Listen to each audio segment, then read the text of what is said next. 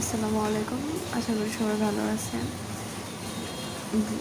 বৃষ্টি দেখে আকাশ এরকম অন্ধকার দেখে আর গোসল করিনি। বসে আছি যে কখন বৃষ্টি হবে।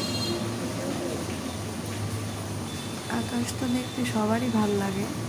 এরকম অন্ধকার থাকলে অনেক কিছু খাবার চিন্তা ভাবনা করে যে মেঘলা আকাশ, বৃষ্টি হবে, খিচুড়ি খাবো। তো মাঝে মাঝে চিন্তা করি যে আমাদের তো ঘর আছে বা যার যার সামর্থ্য মতো ছাদ আছে, ঘর আছে। অনেকের তো ঘর থাকে না, ছাদ থাকে না, বৃষ্টির পানিতে ভিজে।